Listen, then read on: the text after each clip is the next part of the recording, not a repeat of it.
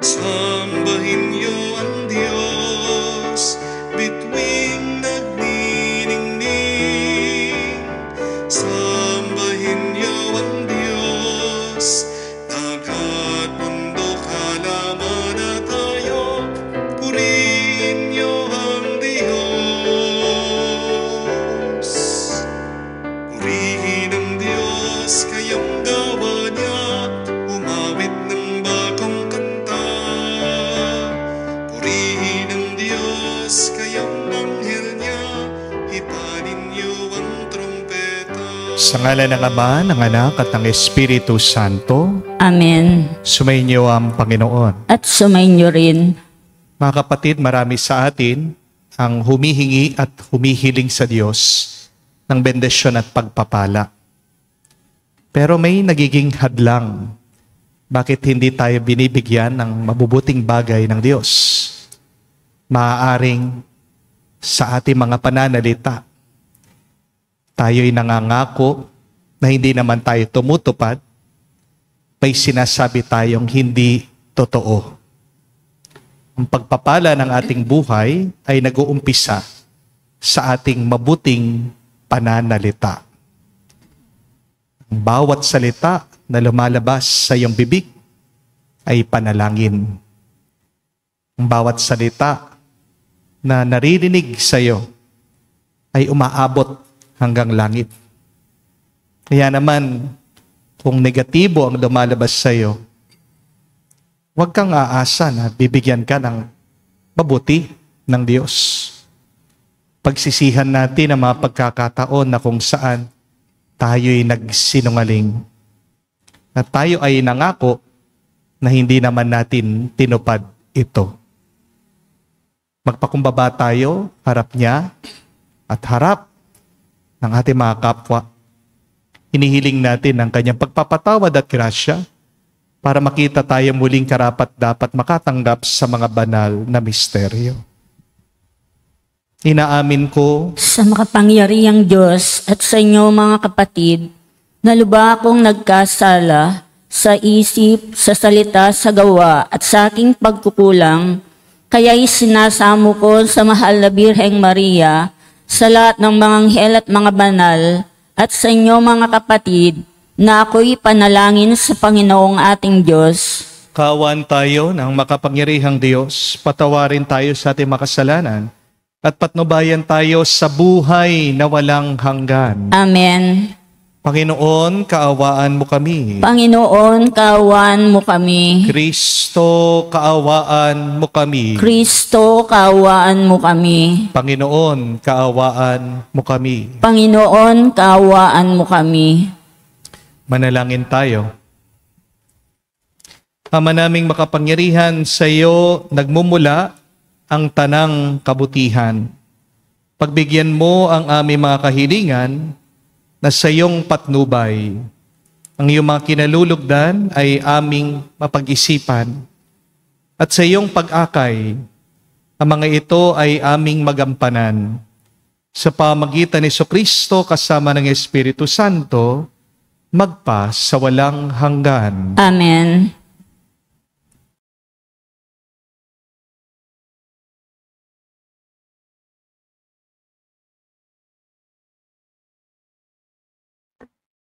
Pagbasa mula sa ikalawang sulat ni Apostol San Pablo sa mga taga-Korinto. Mga kapatid, sapagkat ang pag-ibig ni Kristo ang nag-uudyok sa akin, ngayong malaman kong siya'y namatay para sa lahat, at dahil diyan, ang lahat ay maibibilang ng patay. Namatay siya para sa lahat upang ang mga nabubuhay ngayon ay wag nang mabuhay para sa sarili, kundi para kay Kristo na namatay at muling nabuhay para sa kanila.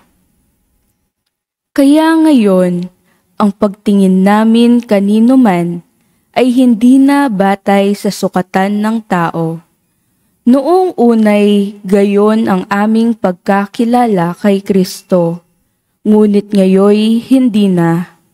Kaya't ang sino mang nakipag-isa kay Kristo ay isa ng bagong nilalang. Wala na ang dating pagkatao, siya'y bago na. Ang Diyos ang gumawa ng lahat ng ito sa pamamagitan ni Kristo. Ibinilang niya akong kaibigan, di na kaaway, at hinirang niya ako upang panumbalikin sa Kanya ang mga tao. Ang ibig kong sabihin, ang tao'y ibinibilang ng Diyos na Kanyang kaibigan sa pamamagitan ni Kristo at nililimot na niya ang kanilang mga kasalanan. At ipinagkatiwala niya sa akin ang balitang ito. Kaya't ako'y sugo ni Kristo, parang ang Diyos na rin ang namamanhik sa inyo sa pamamagitan ko. Makipagkasundo kayo sa Diyos. Hindi nagkasala si Kristo, ngunit dahil sa atin, siya'y ibinilang na makasalanan upang makipag-isa tayo sa Kanya at mapabanal sa harapan ng Diyos sa pamamagitan niya. Ang salita ng Diyos. Salamat sa Diyos. Ang ating mahabaging Diyos ay nagmamagandang loob. Ang ating mahabaging Diyos ay nagmamagandang loob. Panginooy papurihan, purihin mo kaluluwa ang pangalan niyang banal, purihin mo sa tuwina. Ikaw ang aking kaluluwa, ang Diyos ay papurihan, at huwag mong lilimutin yaong kanyang kabutihan. Ang ating mahabaging Diyos ay nagmamagandang loob. Ang lahat kong kasalanay, siya ang nagpapatawad. Ang anumang aking sakit, ginagamot niyang lahat. Sa bingit ng kamatayan, ako'y inililigtas at pinagpapala ako sa pag-ibig niya't habag. Ang ating mahabaging Diyos ay nagmamagandang loob. Kay ganda ng kalooban, mahabagin itong Diyos. Kung magalit ay banayad, kung umibig na may lubos. Banayad nga kung magalit, hindi siya nagtatanim. Yaong taglay niyang galit, hindi niya kinikimkim. Ang ating mahabaging Diyos ay nagmamagandang loob. Ang agwat ng lupa't langit, sukatin may hindi kaya. Gayon ang pag-ibig ng Diyos sa may takot sa Kanya. Ang silangan at kanluran, kung gaano ang distansya, gayong-gayon ang pagtingin sa sino mang nagkasala. Ang ating mahabaging Diyos ay nagmamagandang loob.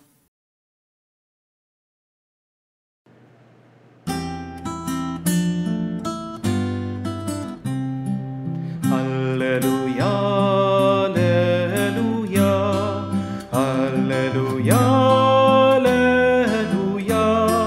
alleluia, alleluia, alleluia, alleluia,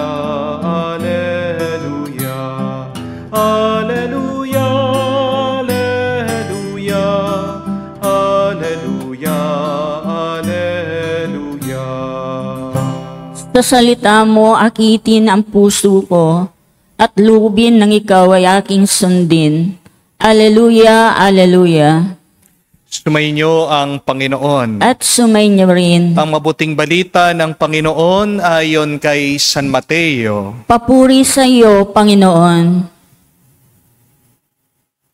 Nung panong yun, sinabi ni Jesus sa kanyang mga alagad, narinig pa ninyo na noong unay inutos sa mga tao, huwag kang sisira sa iyong panunumpang pangako, bagkus ay tupdin mo ang iyong sinumpaan sa Panginoon.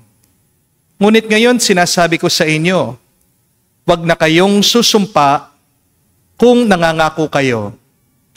Huwag ninyong sabihing, saksi ko ang langit, sapagkat ito'y trono ng Diyos. O kaya, saksi ko ang lupa, sapagkat ito'y tuntungan ng kanyang mga paa. Huwag din ninyong sabihing, saksi ko ang Jerusalem, sapagkat ito'y lunsod ng dakilang hari. Di huwag mong sabihing, mamatay man ako, sapagkat ni isang buhok ng iyong ulo, hindi mo mapapaputi o mapapaitim. Sabihin mo lamang, oo kung oo, at hindi kung hindi, sapagkat buhat na sa masama ang anumang sumpang idaragdag dito. Mga kapatid, ang mabuting balita ng ating Panginoon. Pinupuri ka naming Panginoong Hesukristo. Magandang araw po muli sa inyong lahat. Bakit ba tayo nagsisinungaling? Kahit na alam naman natin na ito ay labag sa kautusan ng Diyos. Let's admit it, we lie sometimes because we think we are being kind. Amen? Nagsisinungaling tayo minsan kasi ayaw natin masaktan ang feelings ng iba. Di po ba? Halimbawa, may lakad kayo ng barkada mo. Message ka na, tinatanong, nasaan ka? Ano pong isasagot nyo? Malapit na. Nandyan na. Sandali na lang, kakaunti na lang. Di po ba? Pero, tanong, ano talaga ang totoo? Malapit ka ba talaga? Nasa banyo ka pa lang Naliligo ka pa lang Kapag na-late ka, ano ang palusot nyo? Matraffic Di po ba? Bakit ka nagsisinungaling? Kasi ayaw mong masaktan ang damdamin ng mga naghihintay sa'yo. May sakit ang magulang mo. Pinatingin mo sa doktor. Ang totoo, may cancer siya. Tinatanong ng nanay mo, anak, anong sakit ko? Anong sasabihin ng iba sa inyo? Sasabihin ba talaga nilang totoo? Meron mga iba, hindi. Di po ba? Bakit magsisinungaling ka dyan sa matanda, dyan sa may sakit mong magulang? Kasi ayaw mo silang mag-alala. Ayaw mo silang ma-stress. Di po ba? Tinatanong ka ng kakumari mo, Mars, maganda bang suot kong damit? Pagkatingin mo pa lang sa kanya, mukha na siyang kortina. Anong sasabihin mo sa kanya?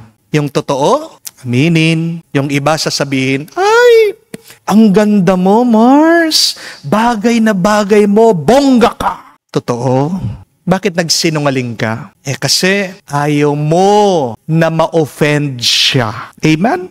Niyaya ka, sumama sa prayer meeting o mag-serve sa simbahan. Tumango ka naman, umoo ka, pero hindi ka pumunta. Bakit? Anong palusot mo? Anong excuse mo? Nagka-emergency ako. Nilagnat yung anak ko. Busy ako. Bakit hindi mo sinabi ang totoo? Na talagang ayaw mo na sumama sa simbahan. Kasi ayaw mong ma-disappoint sila sa iyo. Di po ba? Inaakala natin mas mabuting magsinungaling para hindi ka makasakit ng damdamin ng iba. But the question is, are you really being kind by lying to others? Talaga ba? Hindi mo masasaktan ang damdamin ng iba sa pagsisinungaling mo? Ano po ang sabi ng Panginoon? Anong turo ni Jesus sa atin? Walang nakatago ang hindi malalaman. Ang mga nasa dilim ay lalantad din pagdating ng panahon. Wala kang maitatago na hindi sisingaw. Amen? At kapag nalaman ng iba na nagsinungaling ka talaga, diba, mas masasaktan sila.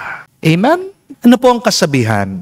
It is better to be hurt by a truth than to be comforted by a lie. Because remember this is very important. Lies blind. Lies bind. But the truth will let you see. The truth will set you free. Nakakabulag ang pagsisinungaling. Nakakabigat ang pagiging sinungaling. Pero ang pagiging totoo, lumilinaw ang mata mo. Sa pagiging totoo, diyan lang tayo nagiging malaya at magaan ang buhay mo. There is really no kindness in lying because lying is evil. Yan po ang paalaala sa atin ng Panginoon sa Ebanghelyo. na maging totoo. Ang oo mo, sana oo. Pag sinabi mong hindi, sana talaga hindi. Huwag kang susumpa at mangangako. Dahil sabi ni Jesus, anuman ang sobra sa sinabi mo, galing na yan sa demonyo. Bakit masama ang pagsisinungaling? Bakit masama kapag sinisira mo ang iyong pangako? Una, dahil ang ating mga bibig na ginagamit sa pagsisinungaling ay mga bibig din na gagamitin mo sa iyong pagdarasal at sa pagpapahayag ng mabuting balita. Your mouth that you use for lying is also the mouth and the tongue that you use for your prayers.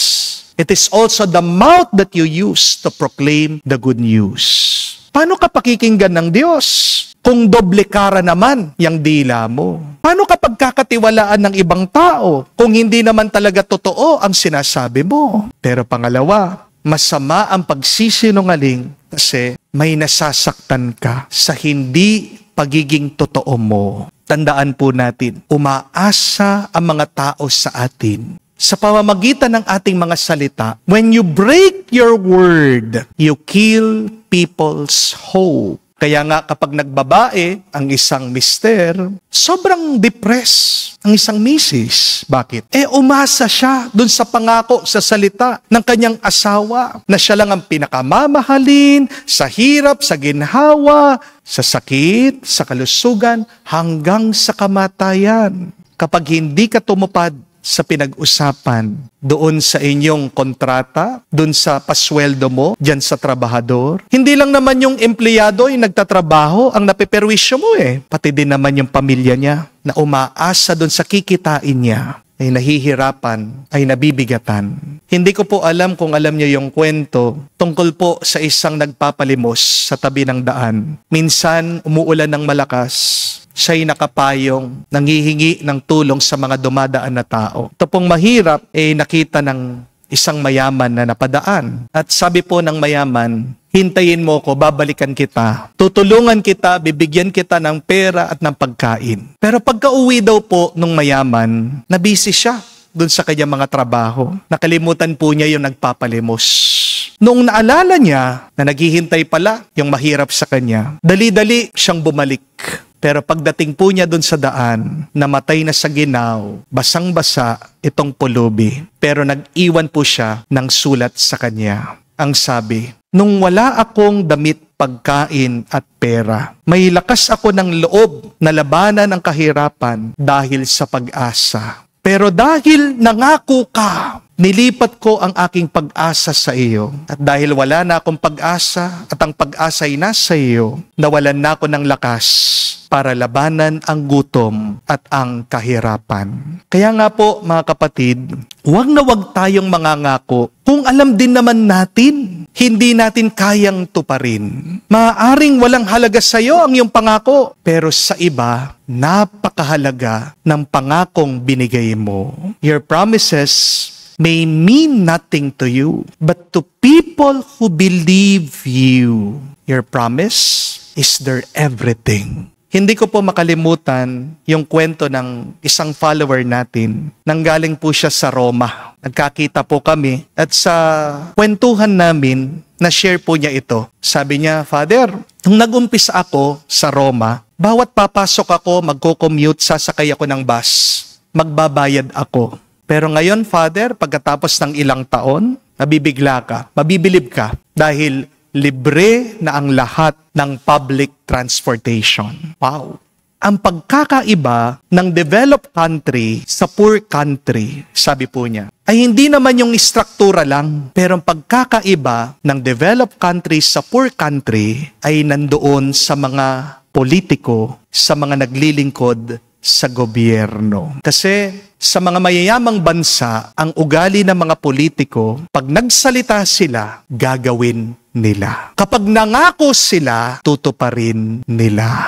Kasi daw po, doon sa Italia, nung sinabi po ng gobyerno ng mga politiko, libre ang pamasahe para hindi mahirapan ang mga tao, hindi daw po ito bola. Hinanapan po nila ng paraan at naging katotohanan. Tignan nyo na, kapag may tumutupad sa pangako, may umaasenso, may pinagpapala. Amen? May umaasensong buhay. May pagpapala sa pagiging totoo. Amen? Kaya nga, totoo din po yung salita ni Jesus eh. Kapag sobra ang pinangako mo, kapag hindi ka tumutupad doon sa sinabi mo, galing yan sa masama. Napapasama ang kalagayan natin kapag may nagsisinungaling. May sumpa sa pagsisinungaling. May nagdurusa kapag merong hindi tumutupad sa pangako niya. Amen? Hindi aangat ang buhay natin kapag puro lang tayo salita, wala naman tayong gawa. Kaya po, mga kapatid, magdasal po tayo sa banal na misang ito para mas pagpalain pa ang ating buhay. Una, iwasan nating mangako, iwasan nating magsinungaling. Pangalawa, sanayin nating maging totoo sa Diyos at sa kapwa natin. At pangatlo, kahuli-hulihan, palagi lang tayong kumilos ayon sa kagustuhan ng Diyos. Amen. Tumayo po tayo. Alay po natin sa Diyos ang ating mga dasal at panalangin. Nangangailangan ng ganap na pagbabago ng puso at pag-uugali, ang wagas sa pagtalikod sa kasalanan. Isama natin ang ating mga panalangin ngayon, ang ating pagnanais na isabuhay ang ating pananampalataya. Ating sabihin, Panginoon, dinggin mo kami. Panginoon, dinggin mo kami. Ang mga lingkod ng simbahan, naway maipakita nila ang kanilang katapatan at pagsasabuhay ng kanilang banal na mga tungkulin. Manalangin tayo sa Panginoon. Panginoon, dinggin mo kami. Bilang isang komunidad, naway itugma natin ang ating buhay sa pag-ibig at pagiging mahabagin ni Jesus at hindi sa pagpapakitan tao at pagkukunwari. Manalangin tayo sa Panginoon. Panginoon, dinggin mo kami. Sa ating sariling buhay, tayo naway maging tunay at tapat na laging handang tumalima sa kalooban ng Diyos na walang pag-aalinlangan. Manalangin tayo sa Panginoon. Panginoon, dinggin mo kami. Sa katahimikan po ng ating puso, banggitin natin ngayon sa Diyos ang ating mga personal na pangangailangan. Ama naming nasa langit, higit mong payamanin ang biyayang pinagkaloob mo sa amin. Tulungan mo kaming tuparin ang aming pangako ng buong puso. Hinihiling namin ito sa pamagitan ni Kristo, aming Panginoon. Amen.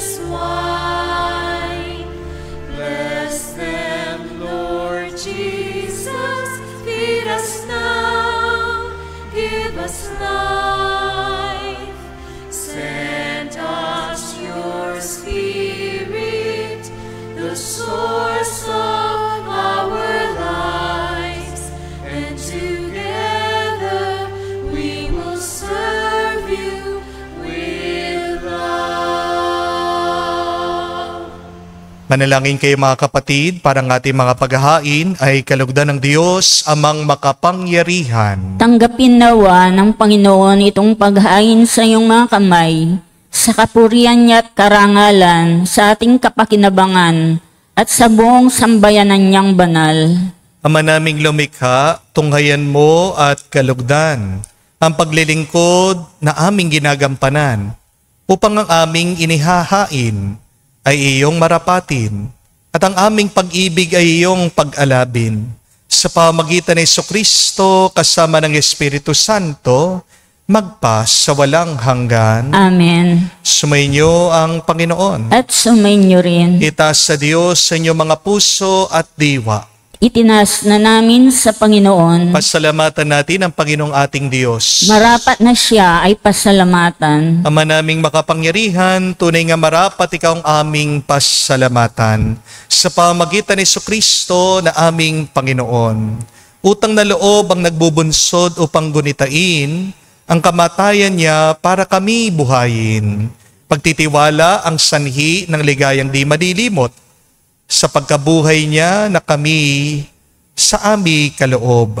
Pag-asa ang dahilan ng pagiging handa para sa pagbabalik niyang totoong dakila. Kaya kaisa na mga anghel na nagsisiawit ng papuri sa iyo, na walang humpay sa kalangitan kami nagbubunyi sa iyong kadakilaan.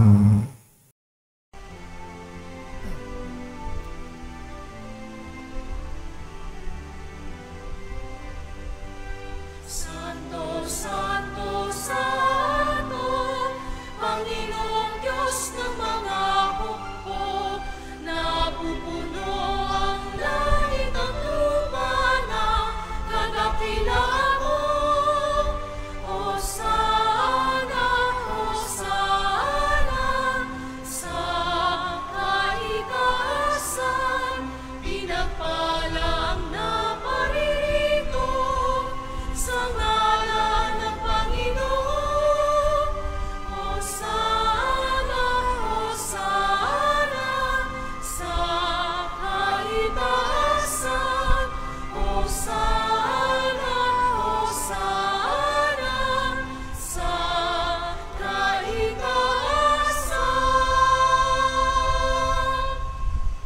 Ama naming banal, ikaw ang bukal ng tanang kabanalan, kaya't sa pamagitan ng iyong Espiritu, gawin mong banal ang mga kaloob na ito, upang para sa amin maging katawan at dugo ng aming Panginoong Hesukristo.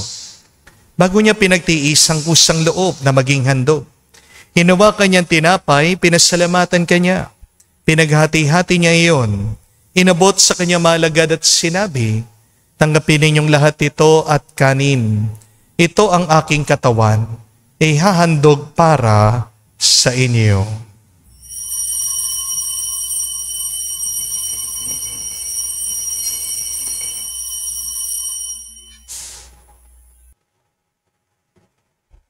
Gayon din naman na matapos ang hapunan, hinawakan niyang kalis. Muli kanyang pinasalamatan.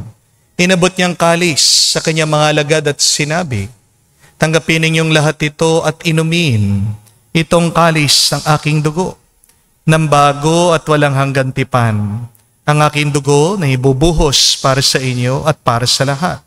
Sa ipagpapatawad ang mga kasalanan, gawin ninyo ito sa pag-alaala sa akin.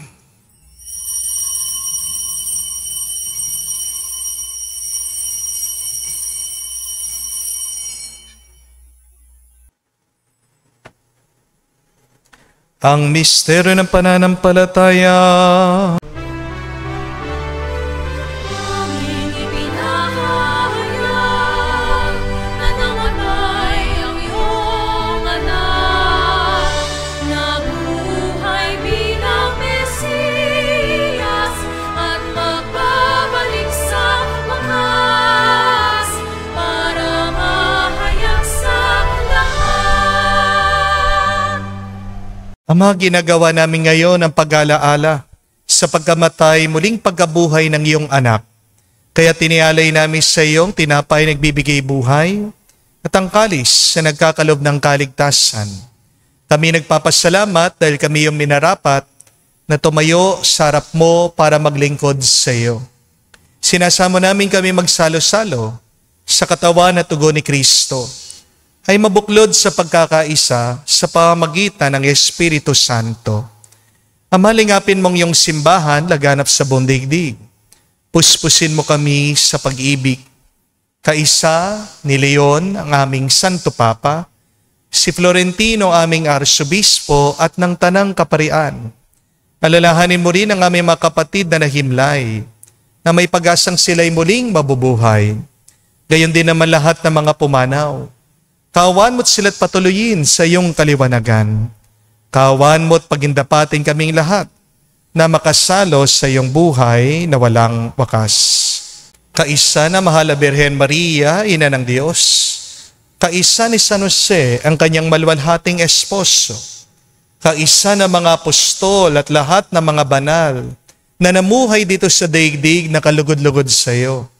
May pagdiwang nawa namin ang pagpupuri sa ikararangal mo sa pamagitan ng iyong anak, aming Panginoong Hesukristo.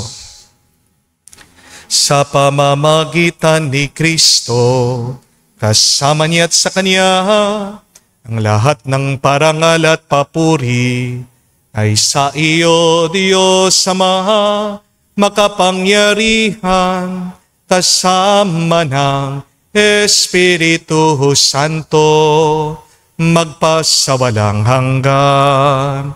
Amen, Amen, Amen.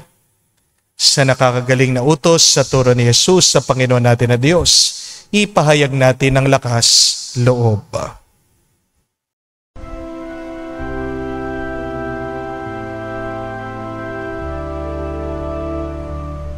Ama namin, sumasalangit ka, sambahin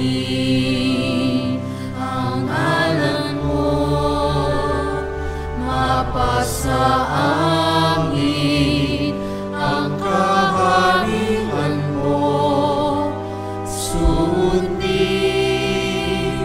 ang loob mo dito sa lupa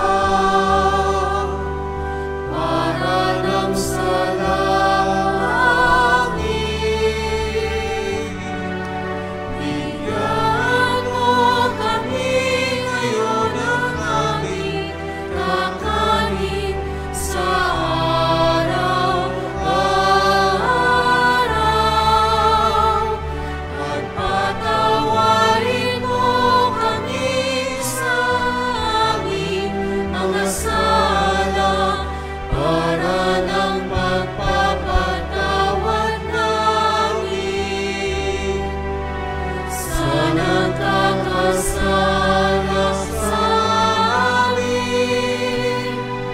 At huwag mo kaming ipahintulot sa tukso, at iadya mo kami sa lahat ng masama. Hinihiling namin kami adya sa lahat ng masama, pagkalooban ng kapayapaan araw-araw, iligtas sa kasalanan, ilayo sa lahat ng kapahamakan, samantalang aming pinanabikan ang dakilang araw ng pagpapahayag ng tagapagligtas naming si Hesukristo. Sapagkat iyo ang kaharian at ang kapangyarihan at ang kapurihan magpakailanman. Amen.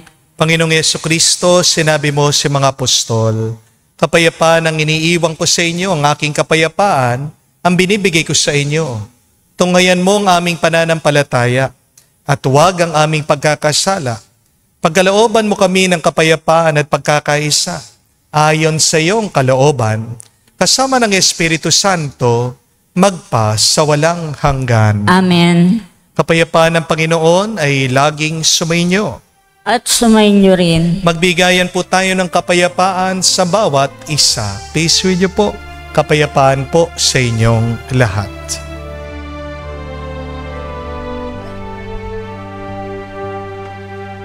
Kordero ng Diyos na nagaling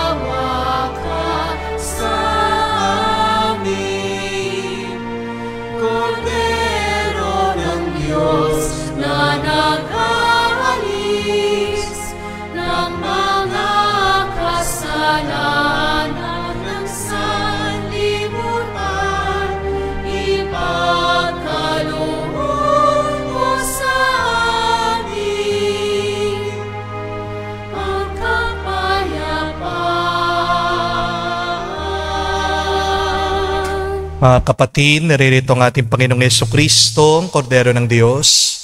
Siya nag-aalis sa mga kasalanan ng sanlibutan. Mapalad tayong lumalapit sa piging ng Kordero. Panginoon, hindi ako karapat-dapat na magpatuloy sa iyo, ngunit sa isang salita mo lamang ay gagaling na ako.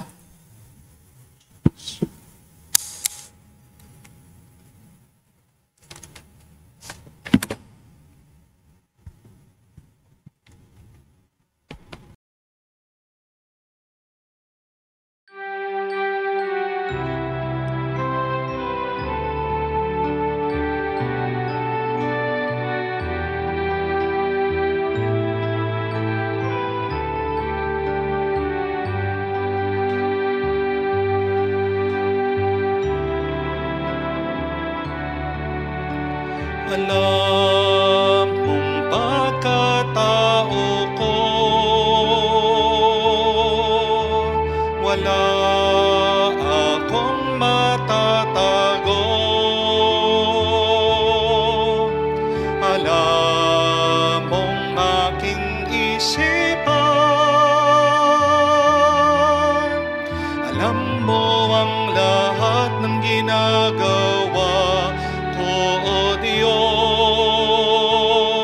Gabayan mo ko, Diyos, sa buhay na ito. Ilapit mo ako sa pagmamahal mo. Dalhin mo ko, Panginoon,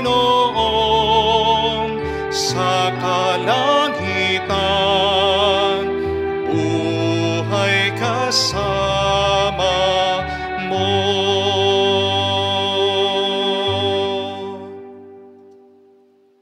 Manalangin tayo.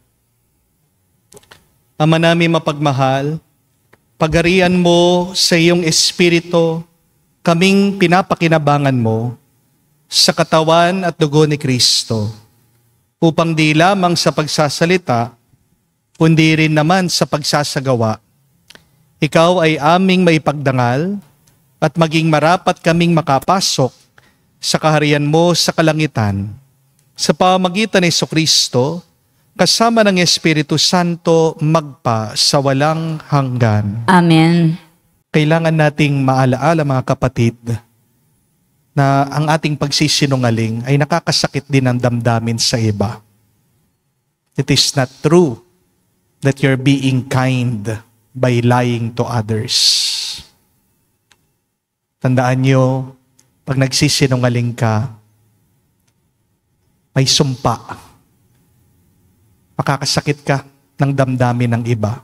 Kasi malalaman at malalaman din yung tinatago mo.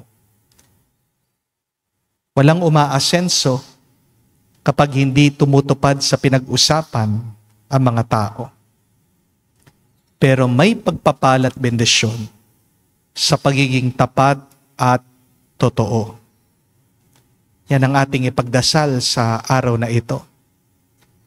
Mahirap, pero sa tulong ng Diyos, magagawa natin. Kung gusto natin maging mas pinagpala pa ang ating buhay. It is better to hurt somebody with the truth than to comfort them by a lie. Because when you lie, again, remember, you're inviting the devil to enter into your lives. Pero pag totoo ka, nagiging mas kamukha mo ang Diyos. Dahil ang Diyos natin ay Diyos ng katotohanan. At kung nasaan ang Diyos, may pagmamahal, may kabutihan, may tuwa. Nandyan ang pagpapala ng Diyos sa pagsasabi mo ng totoo at sa pagtupad mo sa iyong mga pangako. Sumainyo ang Panginoon. At sumainyo rin. At kayo basbasa ng Diyos, makapangyarihan sa lahat, sa ngalan ng Ama, ng Anak, at ng Espiritu Santo. Amen. Ang ating misa ay natapos na. Humayo kayo sa kapayapaan ni Kristo. Salamat sa Diyos.